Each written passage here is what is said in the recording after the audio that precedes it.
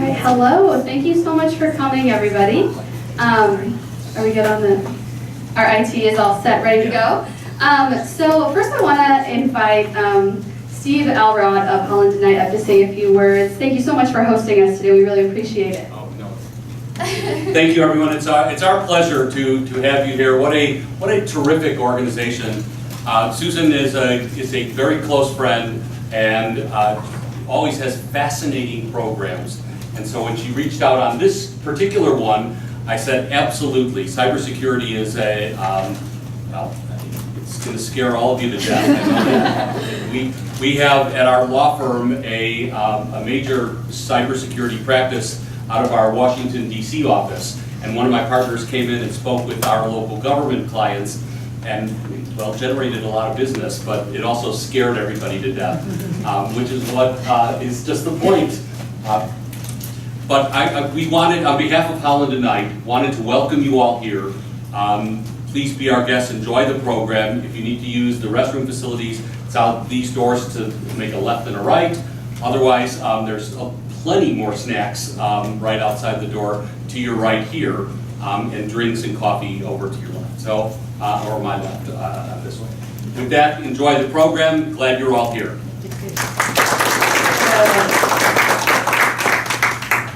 So before we start, I just wanted to have a moment of silence for the tragic attacks last night in Manchester, England. I think we all watched that with sort of shock and horror. We want to remember the victims of that attack.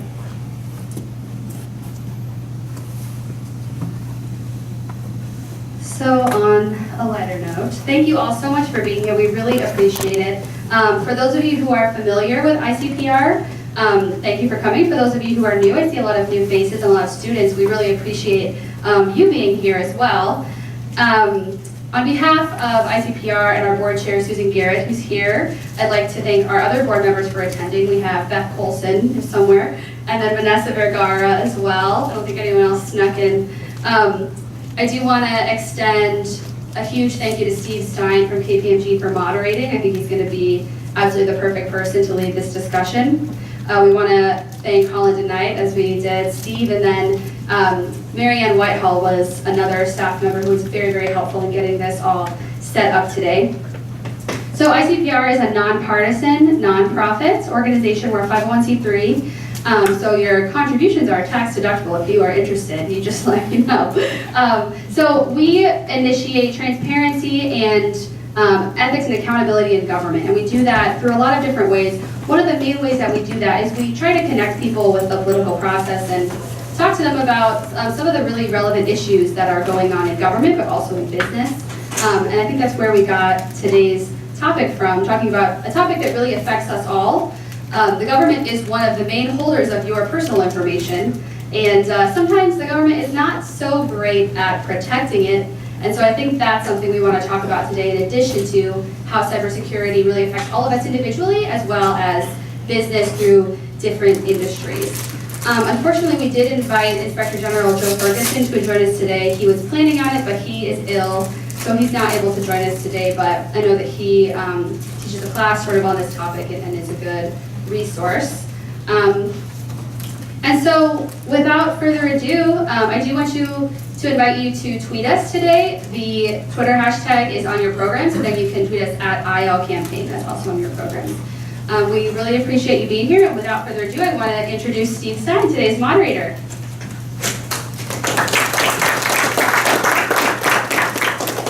Great. Good afternoon, everyone. There'll be, we hope this is fast-paced, exciting. Feel free to ask questions. We've got a great panel of experts in cybersecurity. At the end, we're going to have a fun little game. One of the four of us has been trained at Second City.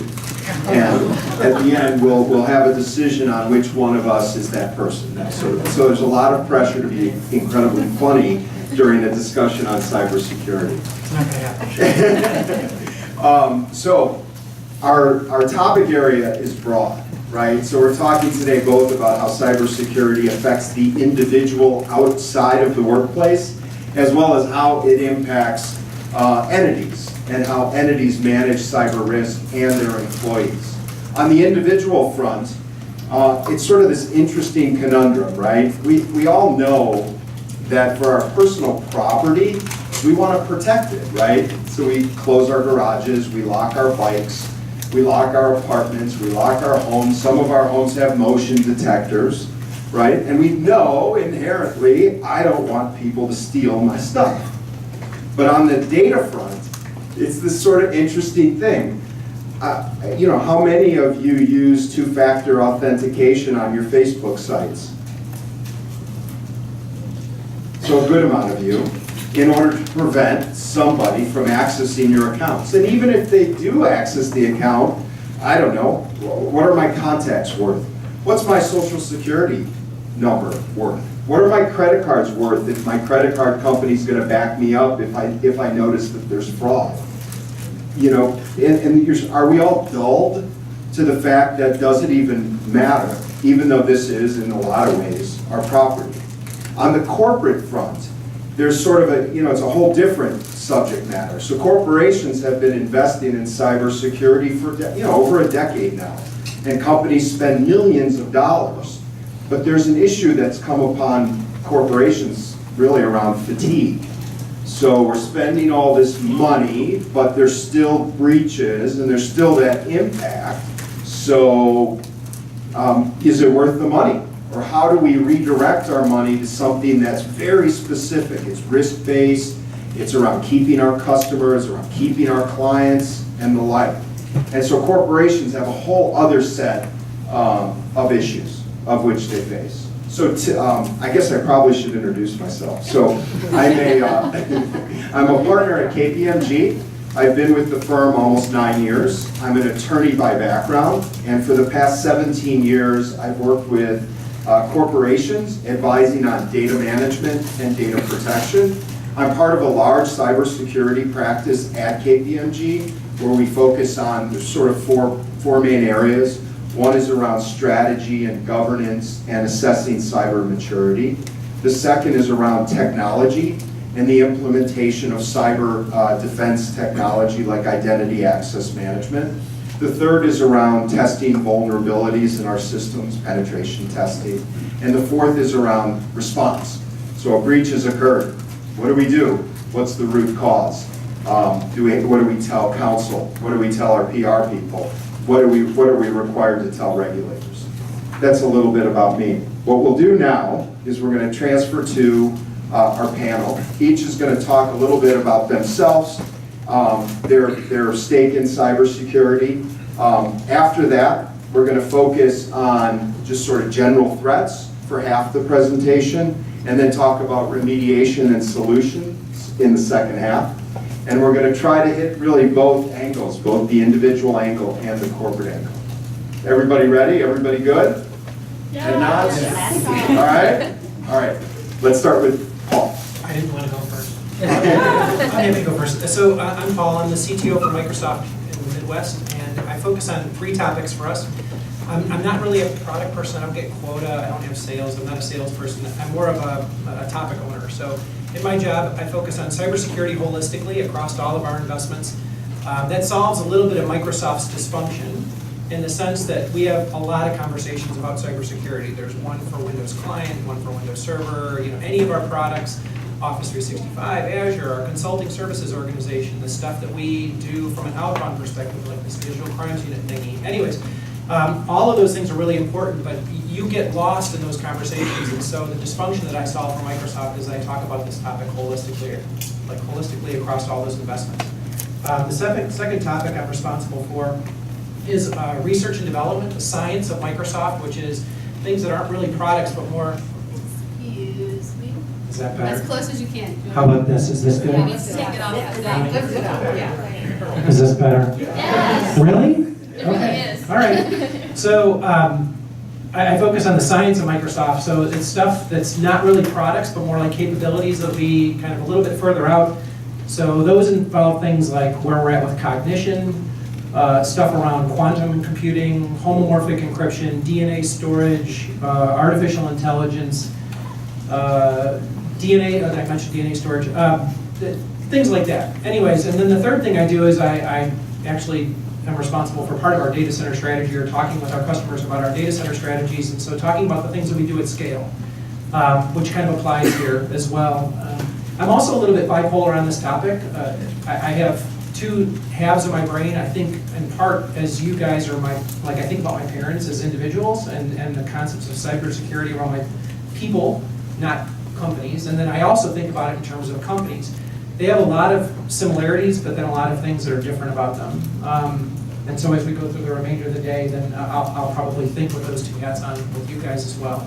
Steve, did you want us to go into the opening stuff too, or did you just want me to hand it off to Paul and Casey, or how did we want to progress with that? No, I would, you could do your, well, actually you did your intro. Let's go through intros first. Yeah. And then we'll turn it back to you. Awesome, thanks. Yes. Thank you, Paul, and thank you, Steve. Can everybody hear me okay, first off?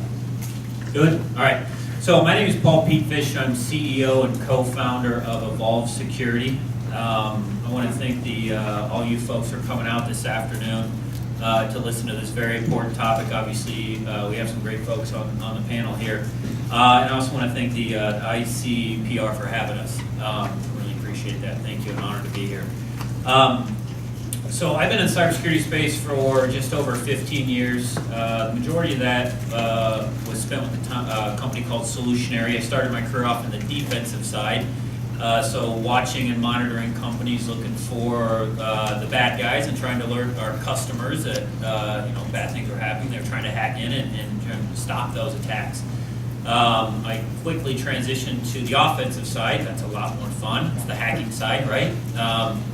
And companies paid me and my team to go around and try to hack into them, try to find the vulnerability for the bad guys. So KPMG does some of that stuff. Evolve Security does that stuff now. And then you get to a point in your career where you either become more principal and go down the principal track, or you go down the management track. I went down the management track, and eventually was running all of Solutionary cybersecurity professional services practice. So spent time in not only the technical side, but also governance, risk, and compliance. So has anybody heard of payment card industry compliance or HIPAA? There's financial compliance like FIC, things of that nature. So play both roles there as well. I started Evolve Security with my partner about 1.5 years ago, really with a focus on training and helping to get folks into the cybersecurity space. Right now there's a massive talent gap, over 238,000 unfilled jobs per the latest data, 1 million globally. That's only expected to rise. So we really built the first of its kind cybersecurity boot camp that modeled the coding boot camps that are out there. Is anybody familiar with that model? Anybody seen that? Okay, so yeah, we take folks and put them through a program over 17 weeks and then place them into a job, which again, massive talent shortage in the space, and we'll get into that a little bit more later. But yeah, I think that's a pretty good intro. Turn it to Casey. Can everyone hear me okay? So I'm Casey Zirkus. I'm the freelance writer at predominantly for CSO Online, which is part of IDG Data Group. And I too would like to thank ICPR for taking the time to do the research to find the one woman who writes exclusively for cybersecurity to come here today and flying me in from Boston to be here. So thank you. I have no technological background at all. I was a high school English teacher for nearly 20 years, and I got my MFA in creative writing and wanted to be a writer, and a good friend of mine was the editor-in-chief at CSO, and she threw me a bone, and I loved it, and ended up leaving the classroom and turning this into a full-time career. So it's been an exciting venture for me over the last 2+ years to learn about cybersecurity and connect with so many men and women in the industry and grow to understand the risks that are out there to corporations and how those impact our lives as individuals as well. So I'm really happy to be here. Great. So why don't we start with Paul Edlin? Maybe take five minutes or so, talk about cybersecurity and its impact on our daily lives, just as sort of an intro intro commentary before we get into specific questions. Yeah, I probably won't take the full 5 minutes, but what I would say is just that, like I said, I think about this with two brains on. Let me talk about it from the corporate context, because I feel like that's the one where businesses can screw up my personal context, so I'd rather start with the former than the latter.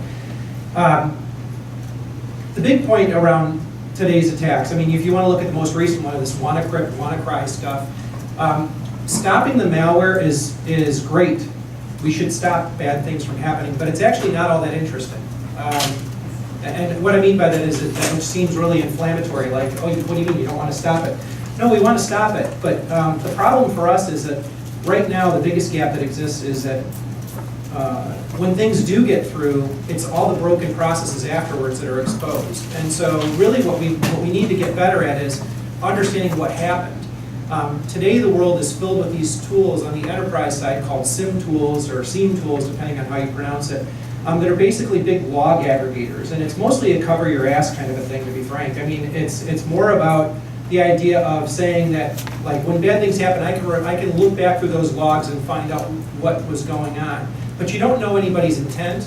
You don't know what they were going after. You don't know how long, you may not know the originating point of entry. And so for Microsoft, what some of the things that we're focusing on are, we still care about protecting the front door, but really also what we're doing, what we're trying to figure out is, can we understand what normal looks like? And can we build a better model of normal? So it seems downright creepy, but let me just kind of explain to you what normal looks like. We know, like, when you log into something like Office 365 for a consumer or an enterprise, we know how often you log in. We know when you log in what device you tend to use. We know the version of that device. We know when you log in who you collaborate with. We know how often you collaborate with them. We know when you share documents, what types of documents you share. We know when you come in, what country you've come in from. This time, we know how far it takes to fly from Chicago to New York, for example. We take all this telemetry in, and once again, all of that seems really creepy. But let me put this into the hyperscale model. Microsoft processes about 20 billion authentications in our cloud every day, and that results in about 3 terabytes of log files just for auth in our cloud. So we can't use SIM tools like your traditional, like these tools that most companies use, because they would instantly collapse under that amount of pressure. So instead what we have to do is we have to build these algorithmic models which watch what normal looks like. And then when you deviate from that normal, like I log in all the time here in Chicago, and then 2 seconds later I'm in Rio de Janeiro, Brazil. Right? The model would say, that's called a time of flight algorithm, it would say you can't fly that far that fast. And maybe under some circumstances that might be normal, like you're just remote logging into some desktop and then coming back because you're testing something. But what we would do from a service perspective is perk up our ears. And so what you're seeing Microsoft focus more on is not using this idea of kind of your raw like logging, and more so using machine learning and artificial intelligence to derive a model of normal. The thing that creates for you guys as consumers is this level of trust. You guys have all this data about me. What are you doing with it? And so in the enterprise, we think of these controls called ISO controls. One of them is this thing called ISO 27018, which means that when you put your data in our cloud, we don't own it. You own it. So that means that there's a whole bunch of other implications there, like we can't have any standing administrative privilege, for example, stuff like that. Anyway, so the point is that we have to kind of blow up what we know on the enterprise side in order to make you guys safe. I do think that this cybersecurity word is a little bit of the buzzword of the day, in the sense that like virtualization or cloud were the buzzwords for a long time. I think that cybersecurity will get more commoditized over time because these algorithmic approaches will get better at solving these things. But we'll probably talk through some more of those stuff over the course of the day. But that's basically where our brain is at. Now, one last thing on the personal side, I do think that there's a whole layer of privacy and control mechanisms that are kind of down there also as well, and there's things that people have to do. But I'm not talking to people in this, like I'm not talking to my mom in the same way that I'm talking to corporations. And I'm sure we'll beat the heck out of that subject over the course of today as well. So Pete, or Paul. Yeah, sorry. Pete Fish, sorry, Paul. Thank you, Paul. And I think that was a great commentary. What I take away from what you just said there, and you kind of take a step back. Cybersecurity is hard, and yes, cybersecurity is a buzzword. I'm glad you pointed that out. You can always tell an engineer or somebody who's been in the space for a long time when they don't like the word cybersecurity. We used to call it information security, IT security. But it's extremely difficult, and it's extremely difficult for enterprise, and to a certain extent, it's even harder for small and medium businesses now. So that's something that we really focus on at Evolve Security. We work with enterprises on specific technical projects, but when it comes to small, medium business, it's very hard for them to wrap their arms around cybersecurity. One, it's a budgetary constraint, right? It's very expensive, and it takes a lot of tools and a lot of human capital to put these frameworks and tools into place, right? So there is a lot of good cybersecurity technology out there, but you need to have people to care, feed, manage, implement, install, right? You mentioned what I think you mentioned anyway, Paul, was it user behavior analytics? UEBA. Yeah, UEBA. And I guess I have a question for you, and I've been kind of, since you're kind of an expert, it sounds like, in the arena. Do you feel like there are any, privacy concerns when it comes to user behavior analytics and knowing exactly what I do, when I do it, how I do it, and where I do it? Yeah, so UEBA is user and entity behavioral analytics, and it's basically understanding that normal state of users and objects. So understanding objects and like devices like computers, iPads, PCs, laptops, whatever, and then the people on top of them. So yeah, it does. I mean, I think that when we get into the trust side, it has implications. I don't want to take your time, but no, I mean, I think it's good. I kind of want to keep this. Yeah, I think that the thing about UEBA is that we think about it in two contexts. Within the personal context, back to Steve's original point about who uses multi-factor authentication for Facebook.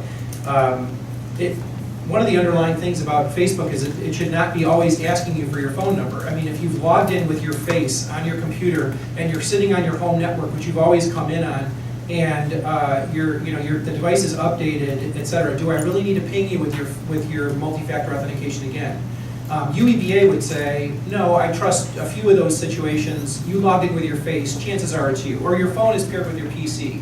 With Bluetooth, maybe I would say yes. So anyways, we have to do those things differently between personal worlds and enterprises. Yeah, and just one more comment on I do believe the user behavior analytics and user behavior and device analytics. User and entity behavioral analytics. I do believe that is the future. To Paul's point, I think it's extremely difficult when you're talking about terabytes and terabytes of log data and trying to capture that from every single device on the enterprise network, right? It's just not reasonable. Everybody's got at least 2 devices now. Talking about an organization of tens of thousands of people. There's missing logs. There's missing data there. It's just too much to comb through, right? So yeah, I guess I want to say that I do think that's.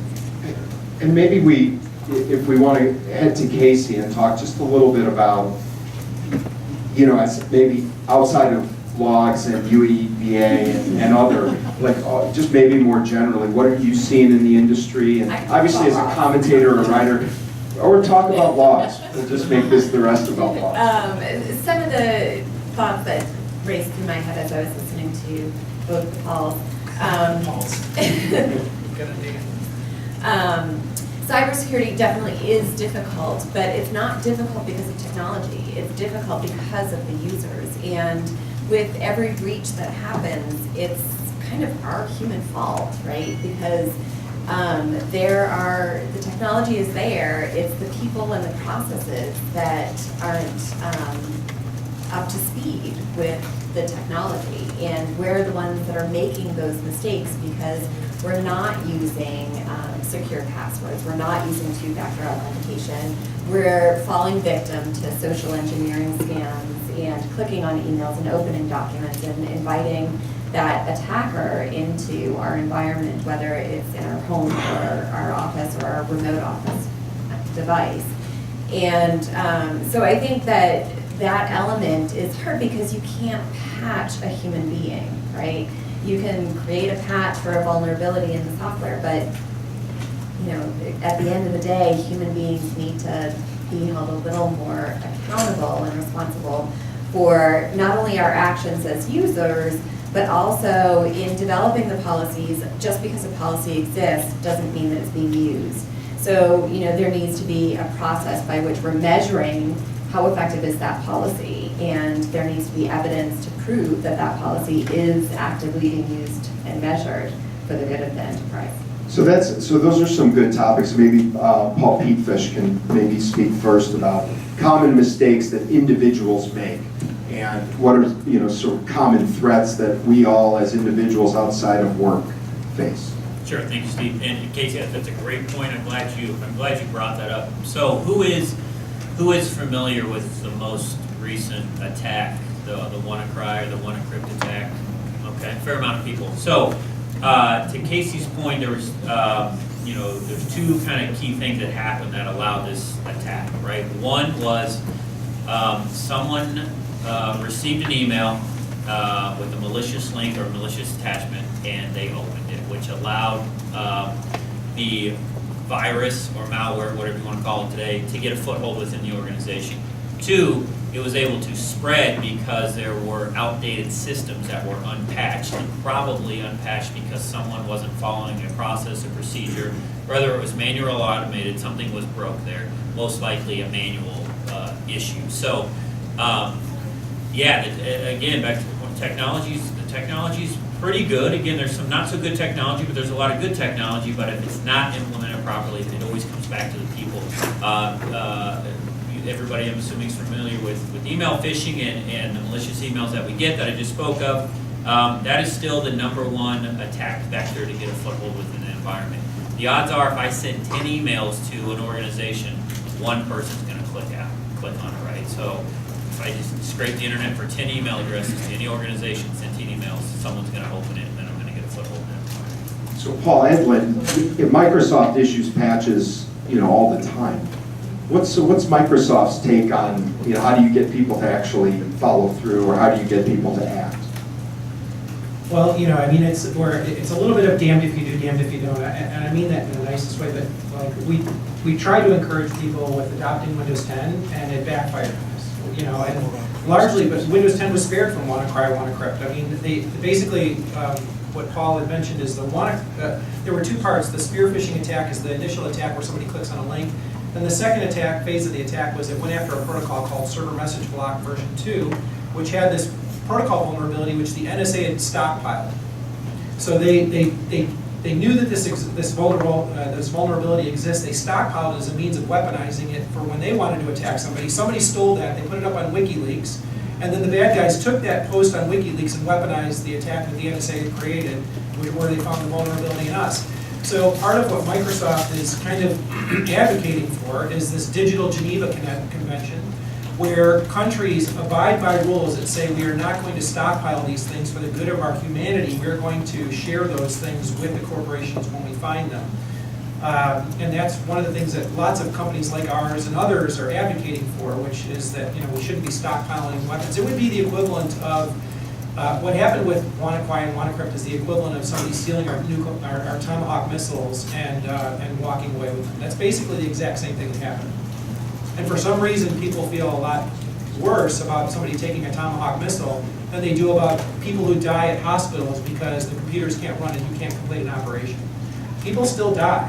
It's just a different form of death, right? So, but the thing that people need to do, here's the thing, like back to your original question, Steve, is that people need to keep their systems updated. They can't say, well, I don't, there's a lot of reasons why you have to do that, but you have to maintain currency because we can't keep up, you can't keep up, we can't keep up with this problem if you don't do your part. I guess that's Great. Casey, what are your thoughts on mistakes that average people make? Well, I would definitely agree. It's indisputable that the number of breaches that happen are because of the greatest attack vector is email. And I think, when it comes to patching and doing our part, there's also, the reality that a lot of enterprises, especially major enterprises, still are operating with legacy systems that can't be patched, right? And so there is that sort of trickiness of technology, but, I believe I'm correct in, the majority of those that were affected by WannaCry didn't have to pay a ransom because they were doing what they were supposed to be doing with their technology, right? I think the ROI was like 1.5% of those impacted actually paid the ransom, right? So that means that a lot of people had policies that were in place and they were effective and they were able to rely on backups and technology. And so when everything is done well and done right, then, it works. That patch was out 2 months, basically, and that's how long that these companies had to update their systems. And we released a patch for XP, which has been out of support for almost 7 or 8 years now, I think so. So we tried to do the right thing. It was just that, it's hard. It's a hard game. So, go ahead. Yeah, just one comment. It's not a Microsoft problem, right? I don't think, or a Linux problem, or whatever operating system, Android or iOS. I think it comes down to, people, processes, and procedures.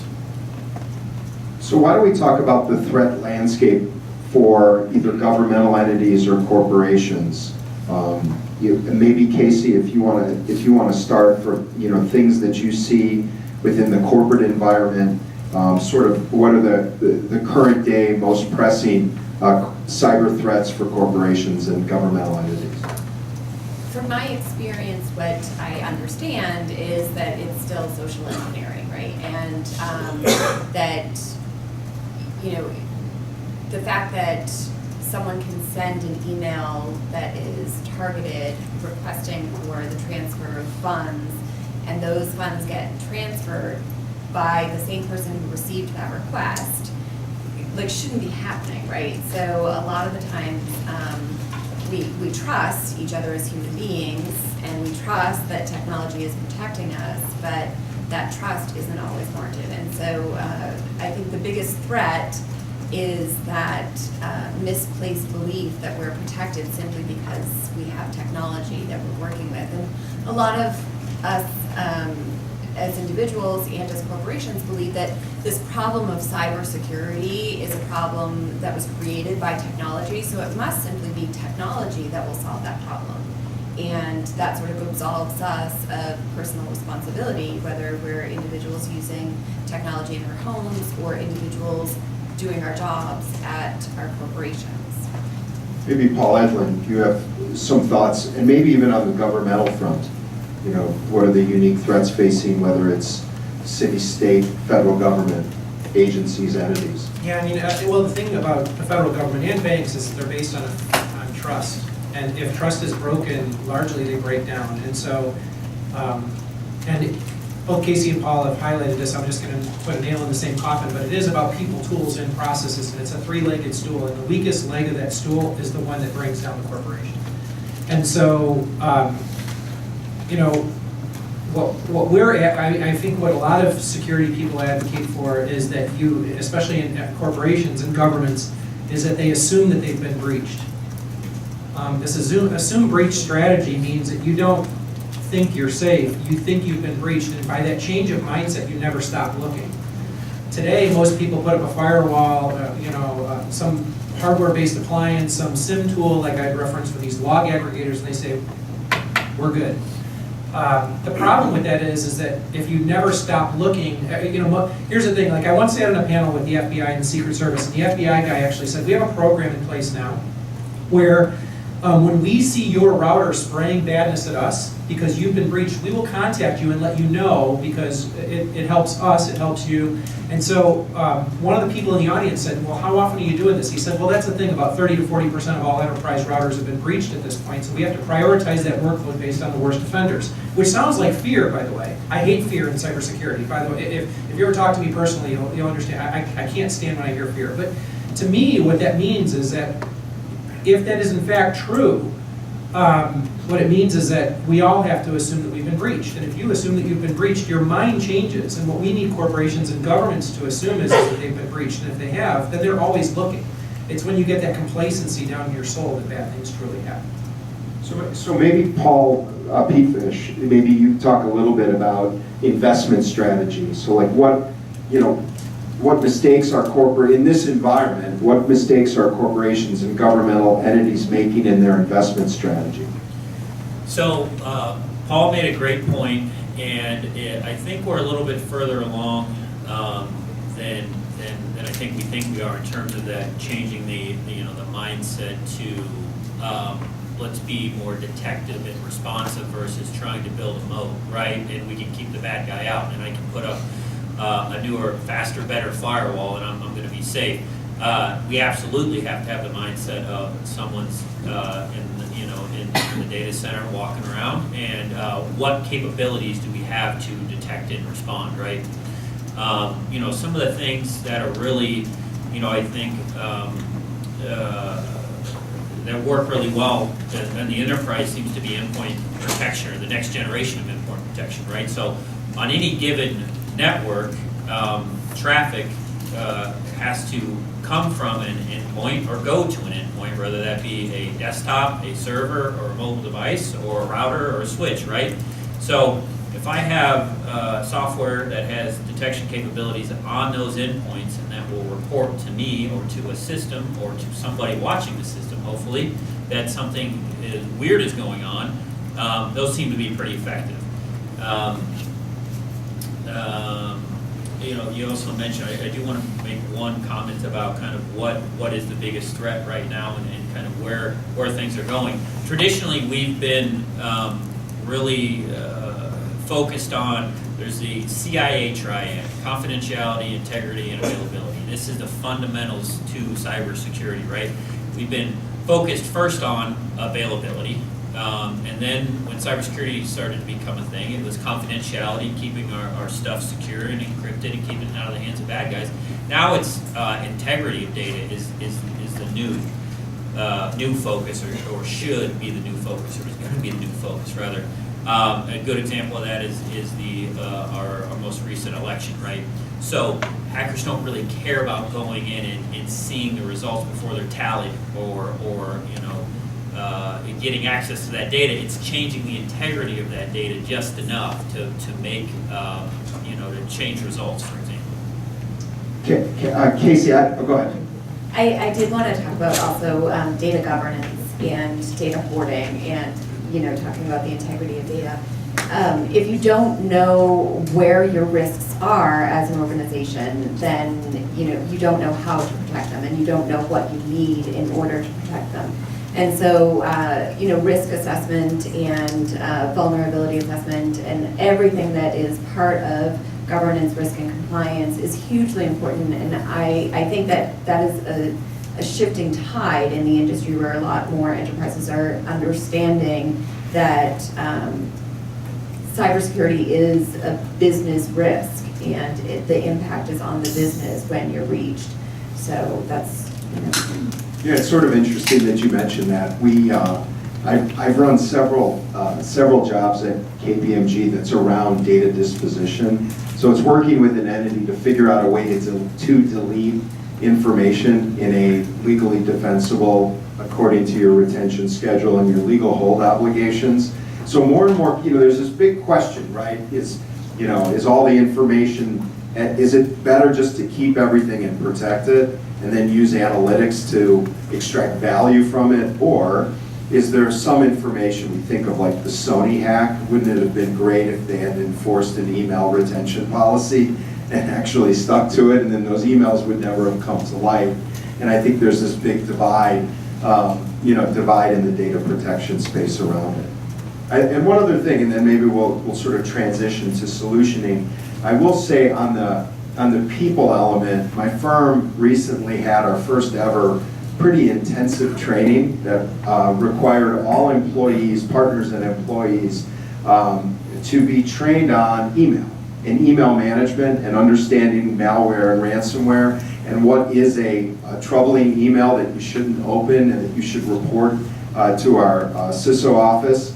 And it was pretty interesting to have been a consumer of this type of project. But I think it speaks to, what all three panelists have talked about, and certainly Casey in the outset, is a lot of times this really comes down to individuals And how do you train individuals to be really one of your lines of defense? So, yes, please. I'm sorry, but somebody remarked about the integrity of elections. I just want to understand that a little bit more, how you can hack in and how that affects the integrity of an election. Did everyone hear that? Here. Yeah. The question is around integrity of elections and election results, and maybe the mechanics around hacking into an election. Yeah, I think Paul, you want to start? I think I made that comment. So at a very basic level, we're using computer systems to capture election results at the very most, and at the very least, we're using them to help tally or calculate those results depending on your jurisdiction or where you're at, right? And we're talking globally here. If those systems are tied to the internet in any way, obviously they're vulnerable to outside attack or being tampered with, even if they're air gapped, right? So if you look at the attack that happened on the Iran enrichment facility, right? That was an air gap system. Someone brought a USB drive, right, and stuck it into a computer, and it spread internally and got to the systems it was trying to get at. So I guess the point is, even if it's an air gap system, a trusted individual wants to be able to get in and access the computer that's being used to tally votes. We used to do an assessment at my previous company on a local county election system, and we would go in, and our job was to make sure that they were voted on computers, right? The voting happened on computers, to make sure that the systems were air gapped, which at the time was thought to be a reasonable measure, but. What is air gap? Oh yeah, so air gapped again means we're not connected to the internet or any other computer systems, right? So I've unplugged, I've turned off the Wi-Fi, I've unplugged it from the wall. So I don't know if that answered your question of mechanics. I've got another example. I've got an example that might be a little bit easy. Well, this is campaign for political reform, so you care about the elections, right? But another form of that would be, imagine if I took all of the blood types stored in the Army database and I changed your blood type. And during a war, you got injured and somebody applied the wrong blood to you, right? So data integrity is kind of important under certain scenarios, especially when you're doing things like financial statements, when you're doing things like certainly voting in elections.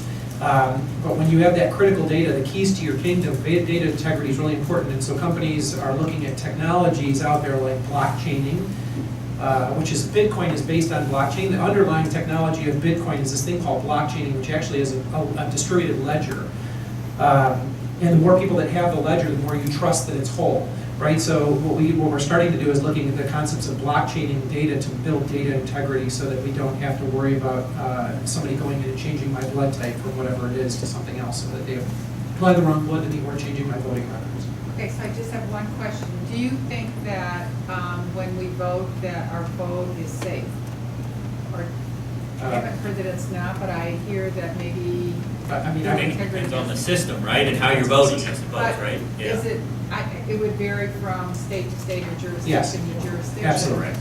And it depends upon, so some people actually vote online, and some people use voting machines. Is it more unsafe when you're voting online, or does it not make any difference? No, I think about it, because you think about it, remember, we've kind of all collectively agreed up here on the panel, it's about people, tools, and processes.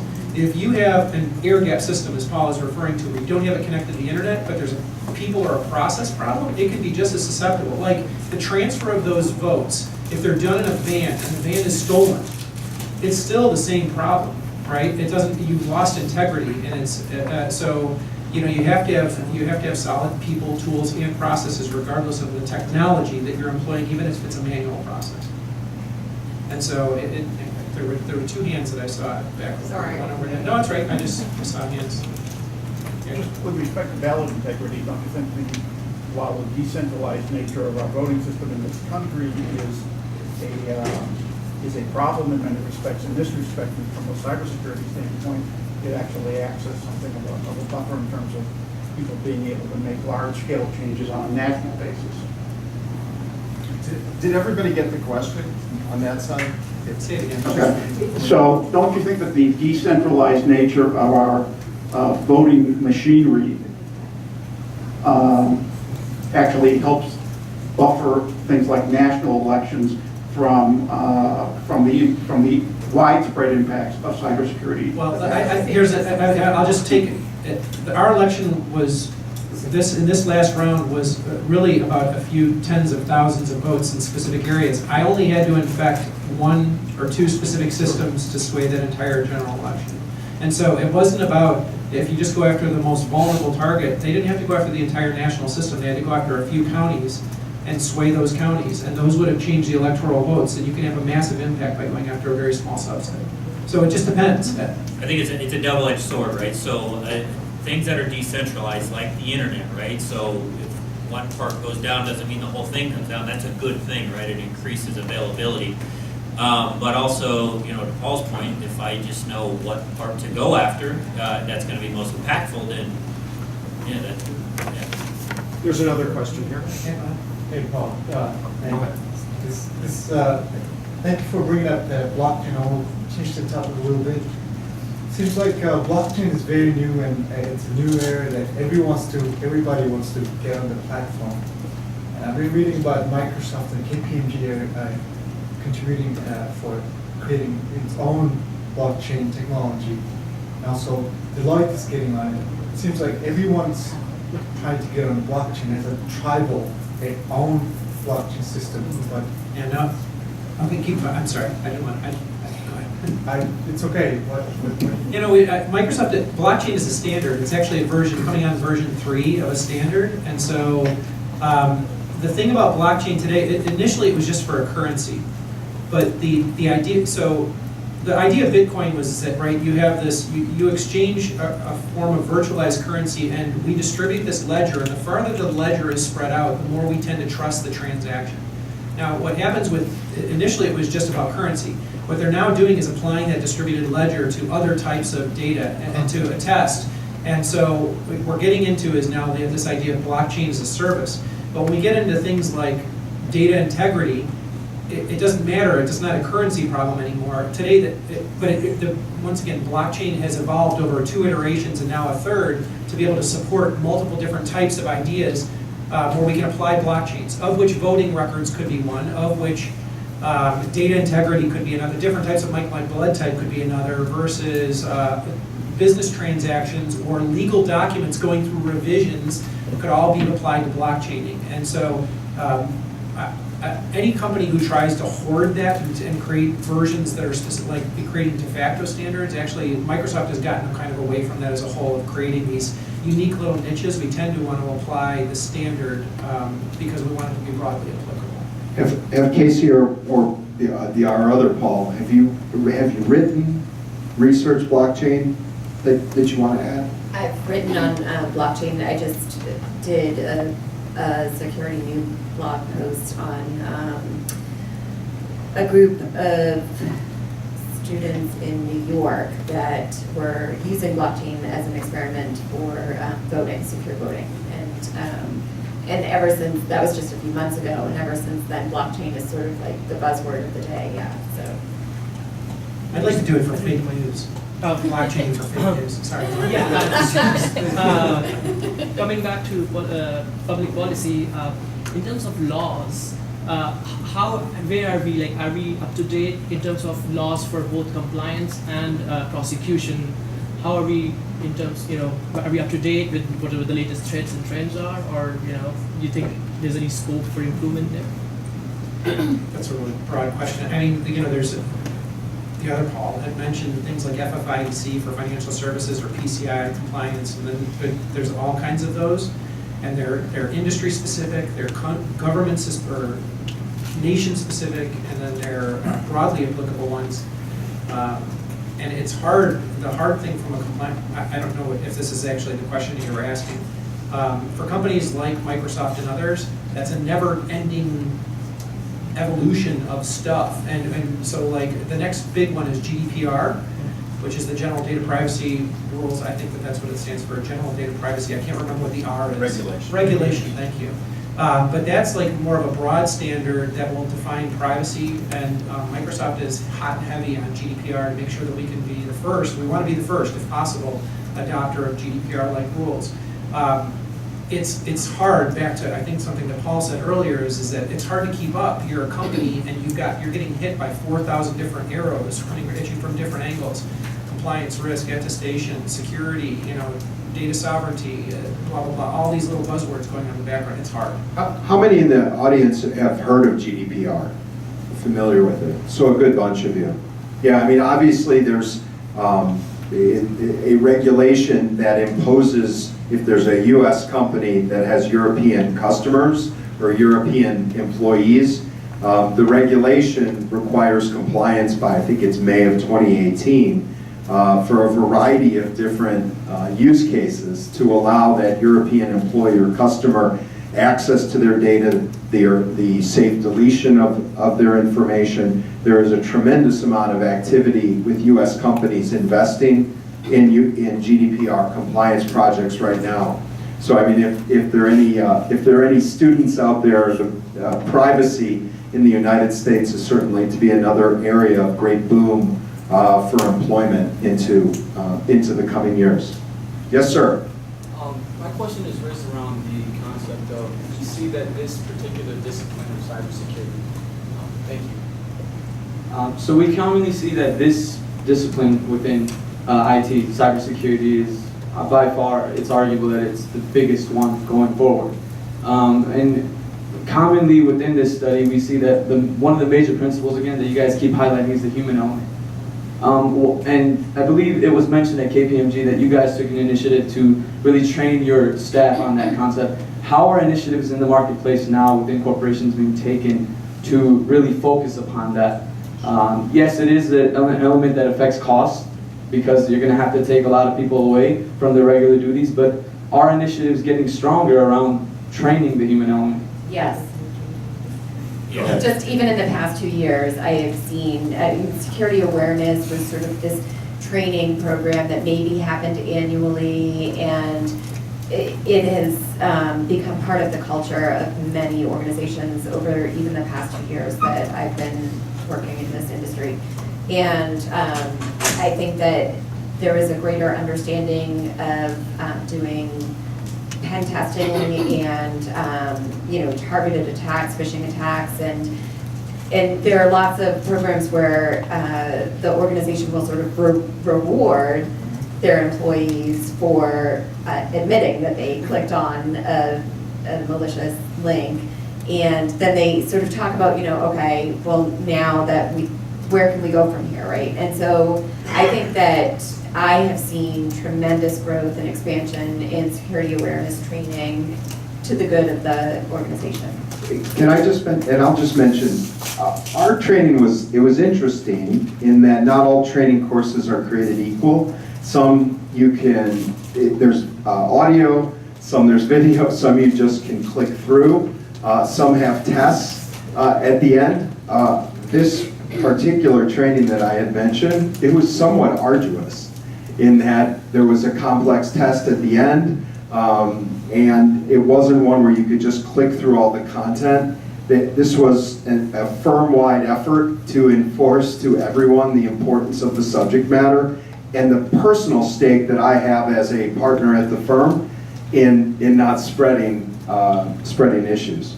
And I've also seen a lot of programs that it is really focused on the personal aspect of security and really trying to train employees to understand these are practices of good cyber hygiene that you want to practice on any device that you use, because look at the impact that it can have on your personal life, on your kids, on your family, on your finances.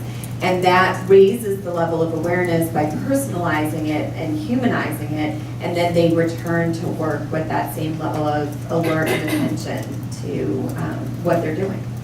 I'll just, what were you going to say, Paul? Yeah, well, thanks, Paul. So, yeah, just to add to that, security awareness training, that is one of the hottest topics right now in cybersecurity. Again, because we keep coming back to the human element.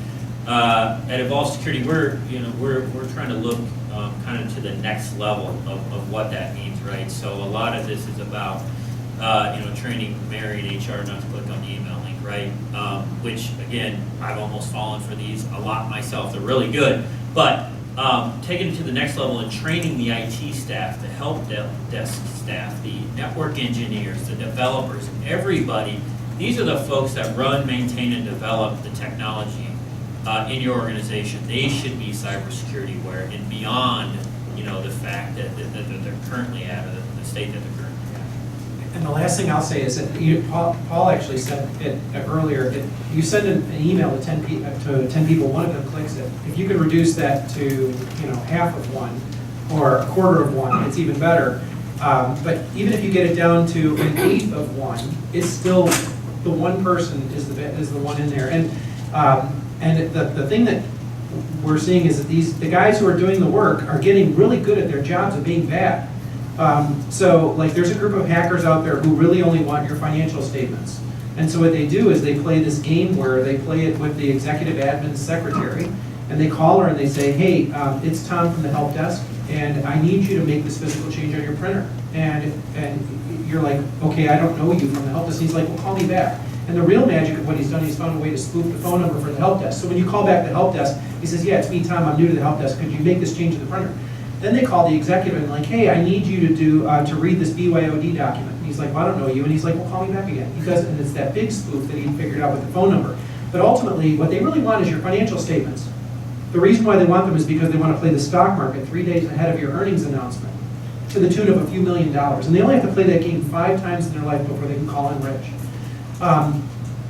Today's all of antivirus, anti-malware, none of those things catch those combination attacks because they're all based on these myopic views of the world around signatures and viruses and stuff. So what we have to do is we have to kind of evolve to understand the social aspect of the attack as well. And that also means we need to train people just not to click on links, but have them understand that when something smells fishy, that it actually probably is fishy, and you have to validate things 2 and 3 times as employees, especially when you're dealing with somebody like an executive admin, right? Or, because you wouldn't think that they would be the attack target. But for a financial services statement, they absolutely would be the attack target. And the reason why, so anyways, let's play that full attack out. What they really do is they found a way to get you to manipulate your printer and maybe to run a script. And when the president sends the admin his financial statements to the printer, it sends a copy to the bad guy because he opened up a reverse shell on your printer, right? That's the way that attack works. All of today's antivirus would ignore that. So, it's the combination of, like I said, it's that social engineering attack, which really is the highest order of magnitude, but it's where all the heavy lifting is being done now in cybersecurity. The spear phishing attack is just like brute force, spray and pray kind of mentality. So. Well, I had a question about phishing too, because I think now that there's 2-factor authentication on so many things, people get used to logging into things multiple times and being asked for a code or asked for, and so you're used to having to put your password in again or something. So to the layperson, it feels the same to click on something and have to log in, and then you end up putting in literally handing them your information. So I don't know, how do you train people to not do that or to recognize the signs of that? I think it's extremely difficult, right? Again, these folks, this is their business, this is their job, this is what they do 8 to 10 hours a day, try to figure out how to create fake web pages that look exactly like your company's web page, right? I mean, that's very actually easy to do, to scrape, take the logo, take the color, take the whole scheme, and even spoof an email, right? And make it look like it came from the inside. That's why I don't think it's 100% of a people problem. I don't think you can guarantee to train someone not to get tricked, right? I don't know if that's reasonable. I think there has to be some technical, gates or blockage there to stop that. Yeah, I actually just wrote a blog on the attackers that are now targeting college graduates and posing as recruiters. And when you say scraping the image of, yeah, so you're familiar with this. And one of the most frequently found occurrences was with Chevron. And so they took Chevron's logo and made, a whole webpage of Chevron, and instead of just, whether it's Chevron or Chevron Inc., it's that simple little .inc or, .ic, or it's a very subtle little change that, you would never really think is fraudulent. But I think that's the world that we now live in, is that you have to think that it's fraudulent. And so just take a quick second before you send them your $300 payment for recruiter efforts to just Google Chevron versus Chevron Inc., right? And see what you get and what is real. And unfortunately, that's just sort of time-consuming effort, but if you want to lose your $300 Well, I was reading then- one where they can impersonate your colleague's email domain. Like if you have an M in your email domain, they can choose an R and an N Yeah. right next to each other. Yeah. You can't even tell. Yeah, and the recruiters, they have LinkedIn web pages, they've got Chevron set up as their company, they have employees at Chevron, they're all fake people under this fake, recruiting agency that is targeting people that are looking for jobs. What a market, right? And it's gonna take the ease and, the speed out of email, but picking up the phone and calling someone and saying, hey, did you send this email right? Or emailing or contacting them through another means or another account is always, advised. Here's So you want us to talk to humans? question over here. Hello. So my question would be around cybersecurity and usability.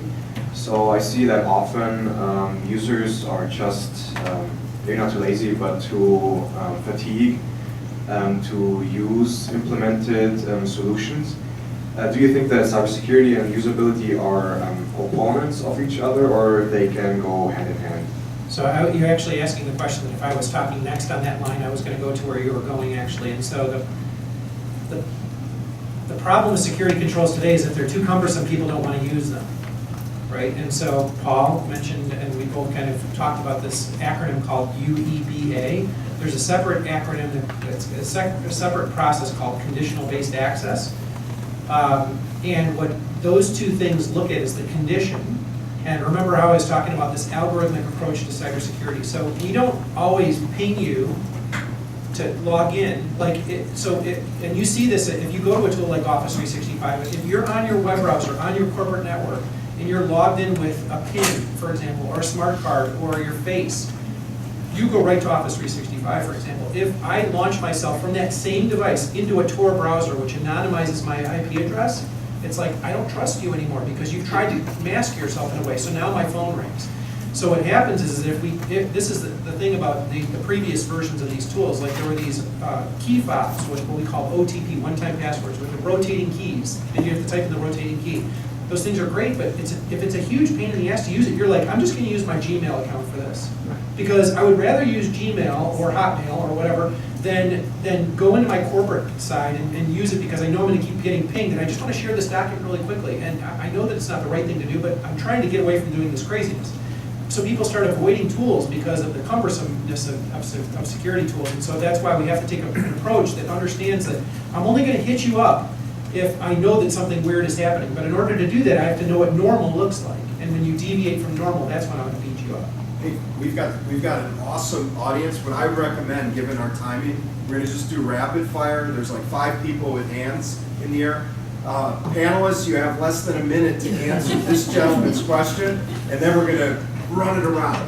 Get as many questions in. Go ahead. This is for both Pauls. And Casey, I want you to address this as to how you would handle that.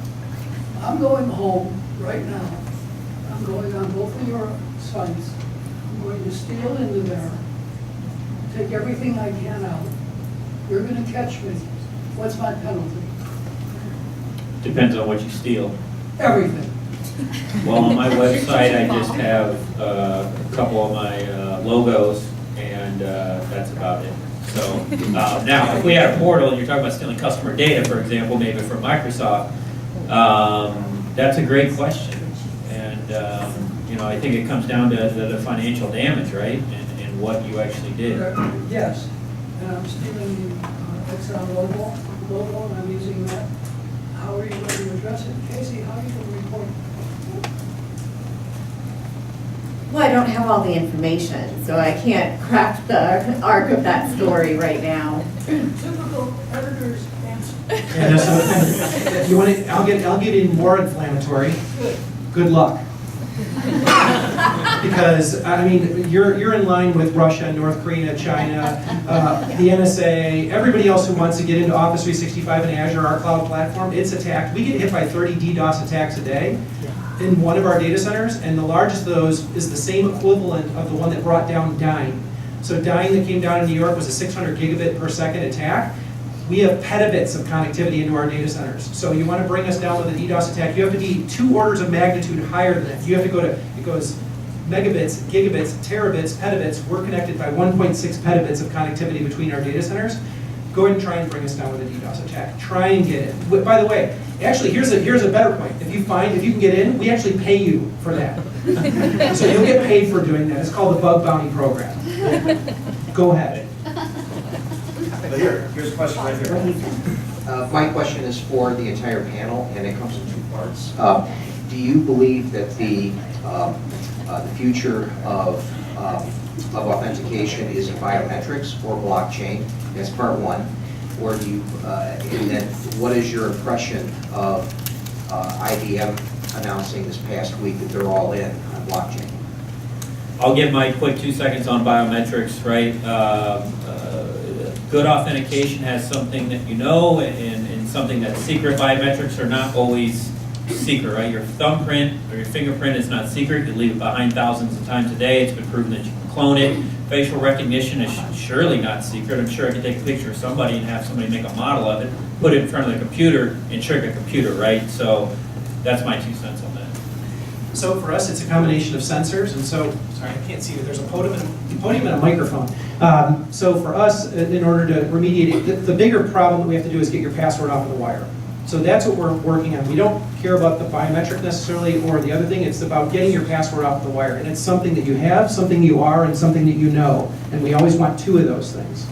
So something you have, my laptop that I've registered with a PIN or like something in the what's called the TPM chip of the hardware. Something that I know, like a PIN or a password, something that I have, my face. And I always want 2 of these things. Something that I have, something that I know, something that I am.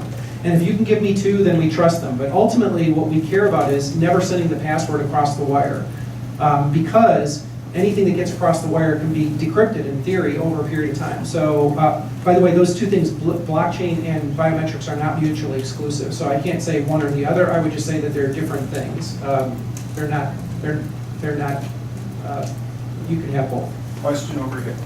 We've heard you speak a little bit about the talent gap in cybersecurity, and I was wondering if panelists could speak more to what can and should we be doing, and what should our elected officials be thinking about as far as public policies that would help us meet that gap? Education.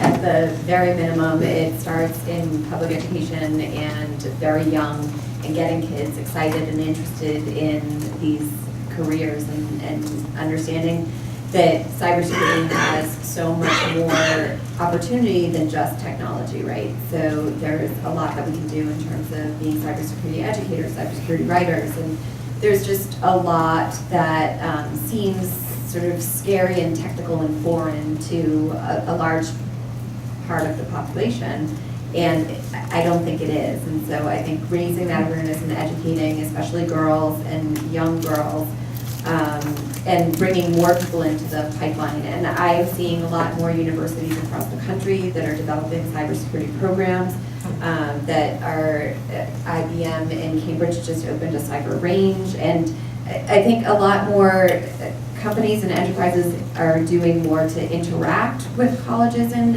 engage on college campuses as well to bring more young people into the industry, which is great. Do you want to further elaborate on the gender gap? Because I know you've written about it. Okay, so there's no surprise that women are not among even close to half of the population of the workers in the industry. In IT in general, I believe the number is 21% of IT is represented by women. Specific to security, it's down to 11%. And I know that there are, in Massachusetts in particular, lots of efforts to get girls into coding at very young ages. And, I was talking earlier with Susan about the fact that girls lose interest in that middle school age range. They lose interest in the STEM subjects. And so there's a lot of effort to maintain that level of interest for girls and girls who code and all kinds of fun little projects. My daughter is 5 years old and she's got the Scratch Junior and she, just sits and plays and loves to make these little, communities. And I encourage that, which is hysterical because my husband is an electrical engineer and I'm an English major and he couldn't care less if she is interested at all in devices and technology, but I'm like, no, we need to make sure that she's. So I think just raising that level of awareness and bringing, people into educating our youth and tapping into the Minecraft generation, the Xbox generation, and, recognizing that kids have grown up with a different kind of understanding of technology and interaction with technology and honing in on that. Last open question. Oh, Go ahead. wow, a lot of questions. Pressure. Make it amazing. So, I'm just a college student. I'm very interested in pursuing my career in cybersecurity and forensic science. But being certified SANS, it cost me $5,000, $10,000. I do not have that money, but I would like to get a training and be on top of all of this. How do you keep yourself on trend, on top of all these new malwares? How you decrypting it? Like, for example, all the forensic tools that's coming from Microsoft, like Procmon, etc. How do I keep myself be on top of everything without breaking my budget? I'll make a quick comment on that, and Paul, I'll let you. That you're gonna say. I'll let you comment. What we look for when we're looking for good cybersecurity talent, not only within our services division, but also when we're bringing folks into our academy is being a tinkerer, right? Someone who likes to constantly play and they're always testing stuff, right? In their own lab at home, outside of office hours or outside of, their academic hours, right? So I think that's kind of the key thing. There's tons of free resources out there where you can kind of stay abreast and on top of things, and free classes, and with Azure and Amazon Web Services now, you can spin up environments and play with different types of malware. You talk about forensics and incident response, and there's tons of resources. I think it's just about getting into that tinkerer mindset and always playing and always pushing yourself. And cyber competitions. Yes. Do you speak another language? Yes, I do. What do you speak? I speak Russian. Russian? Yeah. So do you speak Russian and English? Oh. You're hired. Yeah. Two languages. Two languages. And Which one did you speak first? I speak Mongolian first. Then Mongolian first. Yeah. So you speak three languages? Yeah. So which one did you learn last? English. English. Yeah. Did you learn it all in a day? No, I didn't. No, you didn't learn it all in a day. So the point is that, what I would have you just kind of it never ends, right? But you don't have to know it all. You have to, what you should do is try and get, deep in one area, and then, you start to build up a knowledge, just like you build up your knowledge of English or Russian and Mongolian over time. Paul's been in, he said he was in this industry for 15 years. I've been in it for a long time.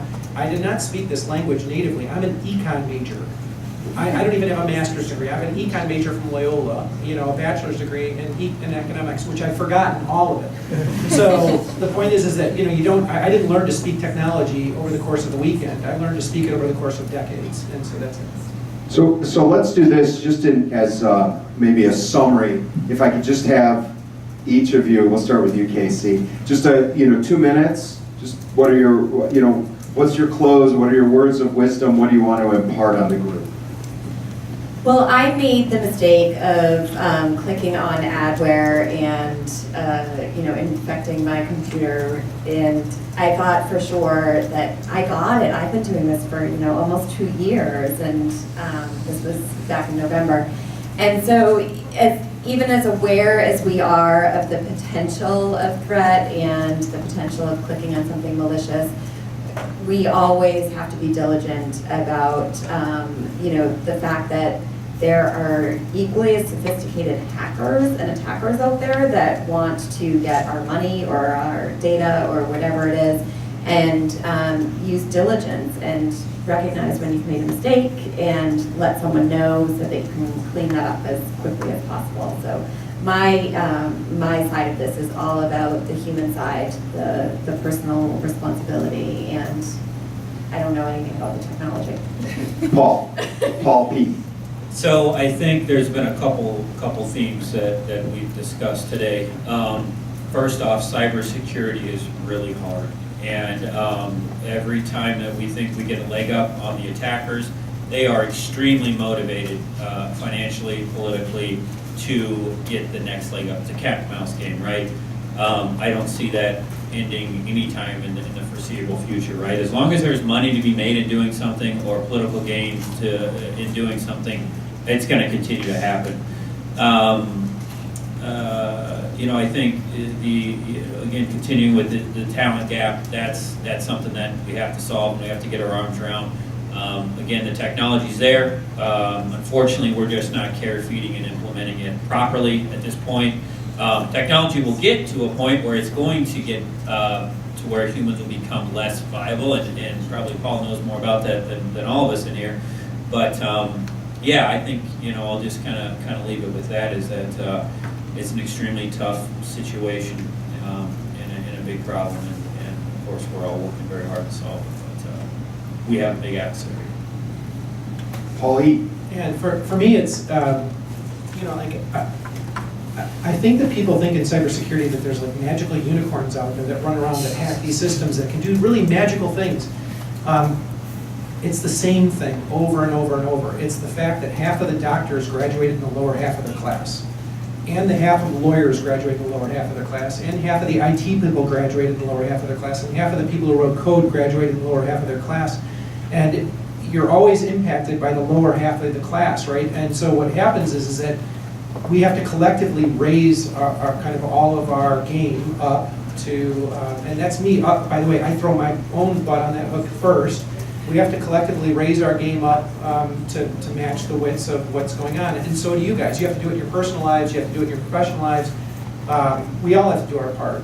And but there are no magical unicorns. This is not, they're not using magic to do this.